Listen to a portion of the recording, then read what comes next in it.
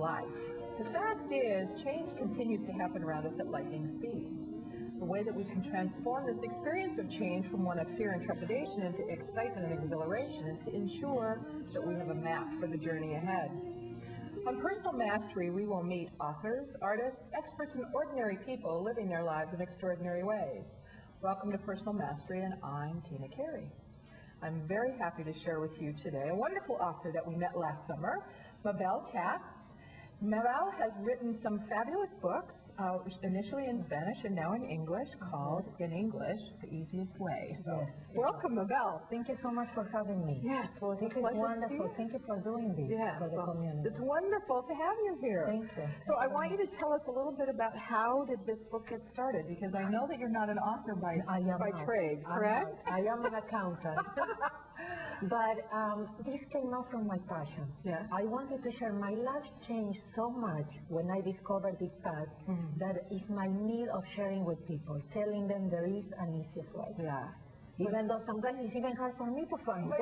I need to be reminded all the time. Yeah. So how did that start? There must have been an event or... Yeah, you know, I had everything that everybody could want in life, materially, a husband, money, 2 beautiful kids, but I was a very unhappy person. A lot of anger that I played a lot with my kids. And my oldest son one day talked to me with the same rage that I used to talk to him. And I looked at him and I didn't say anything, but I told myself, I said, Mabel, you have to do something about it. And that's when my search started. Okay. So my first seminar was about anger. Oh, I wanted to know where the anger was coming from. Yeah. I wanted to know what anger was. And since then, it's like, you know, a roller coaster. Oh, it never stops. They say when the student is ready, the teacher appears. Well, I went through a lot of trainings, a lot of seminars. But there was a little voice inside my head that said there has to be an easiest and fastest way. I'm kind of an impatient person. And I said, it cannot be this hard.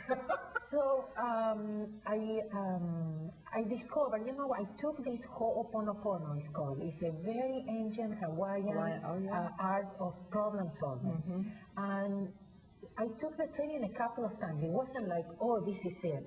But after a while, I thought, oh, wow, this is what I've been looking for. It's about taking 100% responsibility. Everything is me. There is nobody out there doing anything to me. Right. It's just me and my thoughts creating, attracting certain people, certain situations. But because I created it, I can change it. Okay. And for me, that is the easiest way. Key. Yeah. Because since I was a little girl, I didn't want to depend on anybody or anything. I always tried to have my own money, you know, to find ways. And this was very important for me. Wow. To find something that I didn't depend on anybody or anything to change my life. Right. So and to get results. Total independence. Yes. Yeah. Because it's just me, see? So if there is something about you that I don't like, I better work on myself. Because it's not you. Yeah, it's my thoughts of you. Yeah. So that must have been transformational. Oh, incredible. Yeah. Incredible. So I was that kind of person that you could call me, and if you wanted to find the negative on something, I was really good at finding it. So being able to see that everything inside me, and if I work on myself, I can change it. It was like a big relief. It was a big relief to find out I don't have to be perfect. Yeah. You know? It was also important to find out I'm not a sinner. Right. Yes, it has to do with my texts, my CDs, my chips, whatever you want to call it, but it has something that I need to work on, just that. Yeah. You know, so I don't call it test, I don't call it, how could you say, you know, like see it in a negative way. It's just an opportunity. Right. And it's an opportunity for me to clean. It's an opportunity for me to let go, to release. So that's the only reason why things happens in our life. It's an opportunity to let go. And what happened with your children after you started this? Well, I guess my children, I actually have an incredible and rare, I'm a Latin person, I'm originally from Argentina. And when I decided after 20 years of marriage to let go of the marriage, My ex-husband wanted to have the kids. He wanted to keep the kids, what is very unusual in any, Oh, sure. but especially for Latino. Yes. So I accepted because I was already cleaning, doing my erasing, my oponopono. Yeah. So I thought if this comes out, it must be right. And I said, I'm going to keep doing my cleaning, and whatever is right and perfect, it will just happen. Right. Did I know at that time that that was the right thing for all of us? No.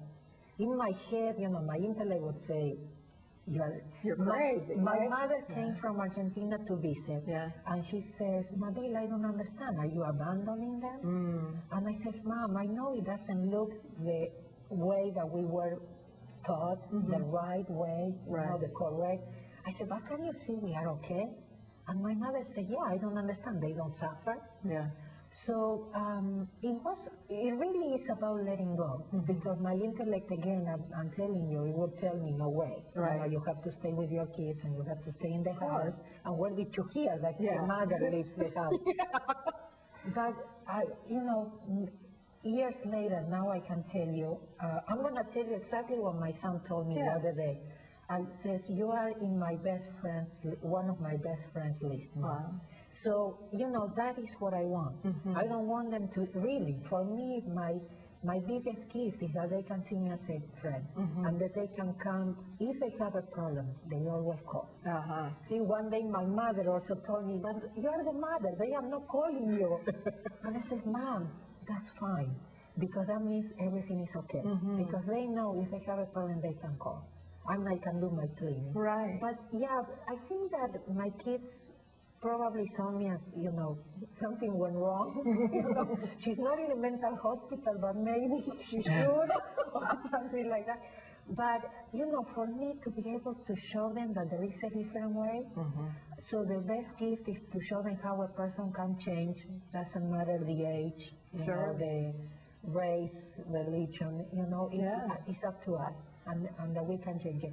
The other thing is that they are practicing a little bit, because they observe, kids observe, they don't listen. That's true.